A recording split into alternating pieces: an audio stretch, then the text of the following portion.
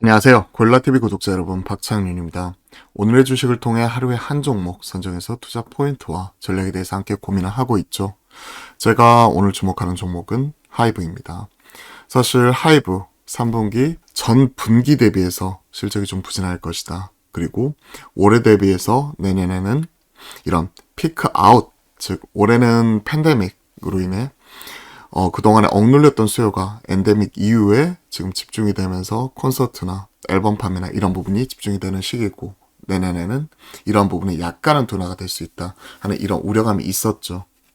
그와 함께 최근에 또 어제는 연예계 전반에 퍼진 마약 스캔들 관련된 이슈로 인해 급락이 나타나면서 어제 종가와 저가 부분에서 한 10.7% 급락을 했습니다.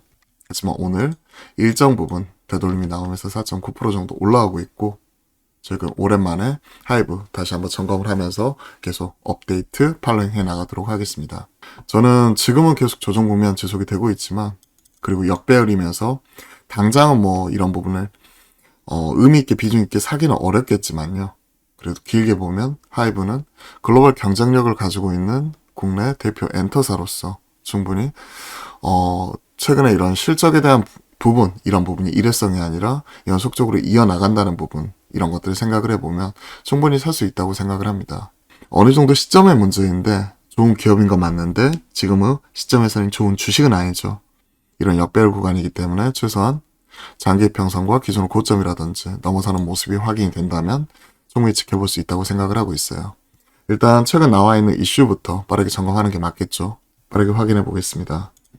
어제는 급락이 나왔었고요.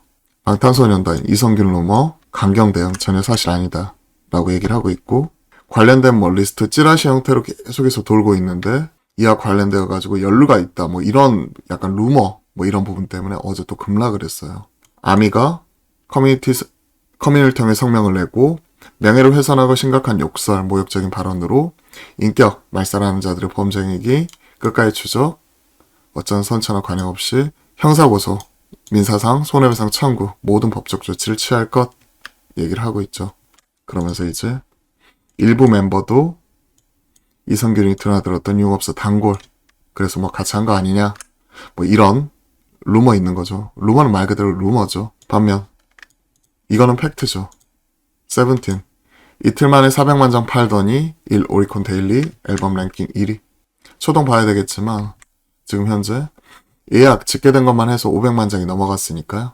보시게 되면 미니 10집에서도 그때 470만 장이 넘었어요. 그리고 이번에도 500만 장 넘을 거라고 보고 있고, 이런 부분이 지금 현 시점에서 일본 오리콘 차트 데일리 앨범 랭킹 1위, 이틀 만에 400만 장 팔았다 얘기를 하고 있죠. 최근에 BTS 빈자리 뭐 이런 부분을 이런 멀티 레이블 체제 안에서 뭐 세븐틴이나 뉴진스나 르세라핌이나 돌아가면서 TXT나 돌아가면서 채워주고 있죠. 이게 경쟁력이라고 생각을 해요. 과거에는요, 뭐 예를 들어서 지금 뭐 YG엔터만 보더라도 블랙핑크 데뷔 이후에 수년간 걸그룹 없이 계속해서 그쪽을 풀 서포트하는 모습이 나타났죠. 하지만 멀티 레이블 체제 안에서 지금 하이브를 보시면 뉴진스, 그렇죠. 그리고 또 르세라핌, 뭐 다양한 레이블을 통해 가지고 과거에는 이런 부분 자체가 카니발라이제이션이 우려가 됐었다면 지금 각자 그 영역을 구축을 해가지고 활동을 하고 있는 부분이 있고, 엔터사 입장에서는 이러한 부분이 어떤 리스크나 공백 기간 없이 꾸준히 수익을 낼 수 있는 부분이죠. 이미 SM은 뭐 NCT의 무한 데뷔, 그러니까 유닛별로 만들어가지고 이런 부분이 계속해서 데뷔하는 형태로 공백 없이 꾸준히 수익을 내고 있죠.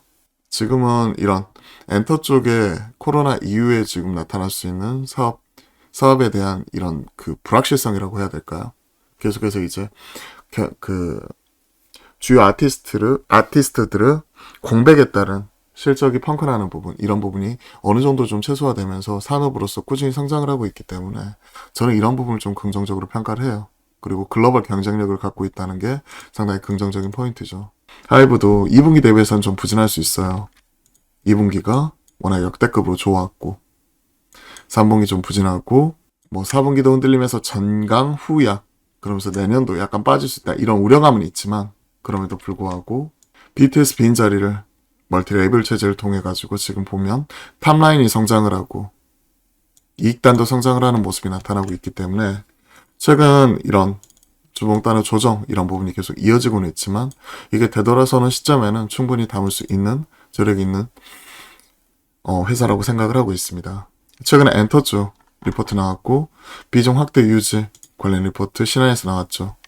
실적은 피킹이라고 얘기를 하고 있습니다. 우리가 제일 싫어하는 단어 피크 아웃 이런 부분이죠. 엔터사사 9월달 457만 장 하이브, SM, 제왑, YG엔터 하이브하고 SM 다 했죠.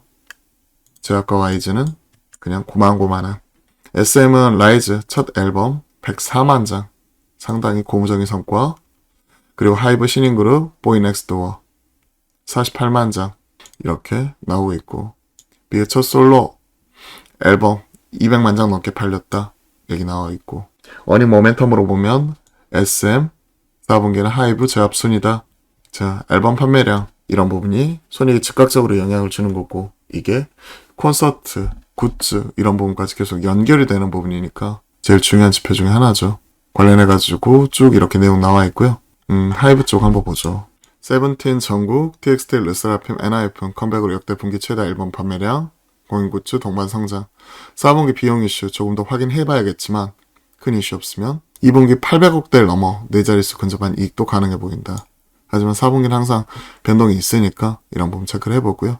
앨범의 피크아웃이 엔터사의 이익 혹은 아티스트 생명의 피크아웃이라는 논리는 결코 성립이 되지 않는다. 즉 올해를 피크로 내년에 좀 꺾일 수 있다는 이런 부분 때문에 우려 때문에 엔터 쪽이 좀 조정이 세게 나오는 거죠. 최근에 3분기는 기대치 부합, 4분기 최대 이익 기대, 영업이익 2분기 대비해서 역성장, 기대치의 무난히 부합, 활동량에 비례해 2분기보다는 감익이지만 4분기 최대 실적, 숨 고르기 구간이다. 앨범 콘서트 모두 양호했다.